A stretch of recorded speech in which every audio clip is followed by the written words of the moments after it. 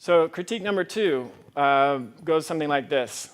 Well, we don't live in the Paleolithic era anymore. We're not cavemen, so why should we follow a caveman diet? After all, human beings are still evolving.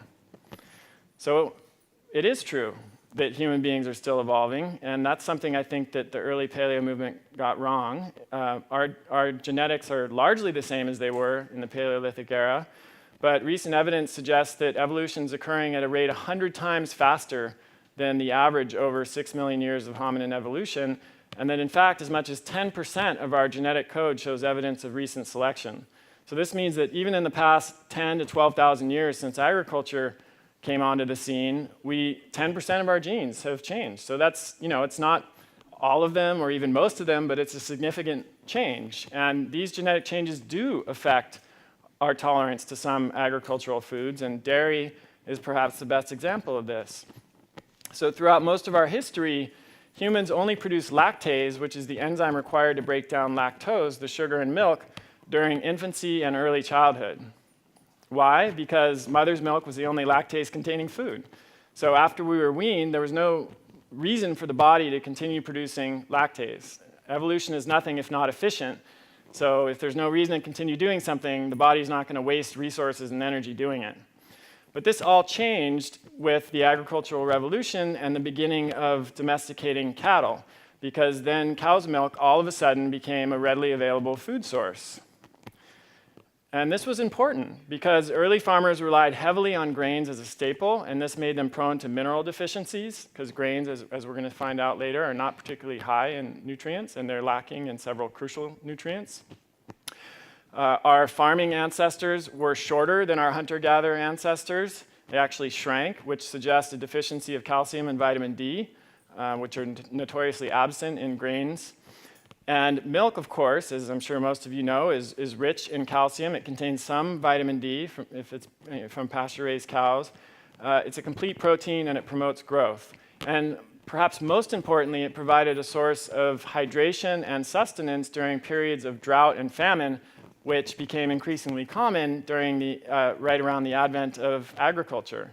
We went from being relatively well-nourished in the Paleolithic era to dealing with a lot of food scarcity in the agricultural period. So people with a genetic mutation that would have allowed them to digest milk in adulthood would have been favored by natural selection. And this seems to be exactly what happened. About 8,000 years ago, we know from gene mapping studies, a genetic mutation spontaneously arose in several different parts of the world. This implies that there was just one that enabled us to produce lactase into adulthood, and then it spread rapidly around the world thereafter. But here's the important thing. These changes are relatively simple and crude genetically. They're typically changes in single genes rather than changes that affect the coordinated action of multiple genes, which would be required to fully adapt us to a new food source. And keep in mind that these genetic changes only affect a subset of the population. So yes, it's true that some people have the ability to produce lactase in adulthood, but that's actually only 1/3 of the global population. The remaining 2/3 of people cannot digest lactose into adulthood. And then we have gluten. According to the most recent statistics, 1 in 10 people are gluten intolerant. And this number continually seems to be going up each time it's studied. And I think personally it has something to do with changes in the gut microbiome that are making us even more sensitive to gluten. But that means a substantial portion of people can't tolerate gluten. And what this tells us, or it should tell us, is that yes, it's true we've evolved. Yes, it's true there are some genetic mutations which affect our tolerance of agricultural foods, which is why I think dairy products and legumes might be an acceptable addition to the diet after you've taken those foods out for a period of time and then added them back in. But it's still absolutely true that agricultural foods are far more likely to cause either allergic reaction or an intolerance reaction than paleo foods. It's simple. We've eaten paleo foods for 2 million years, and we've eaten agricultural foods for 10,000 years. Which do you think we're going to be more adapted to? And this is why you don't often hear about blueberry intolerance or broccoli intolerance. And the only intolerance somebody has of broccoli is they don't like eating it, typically.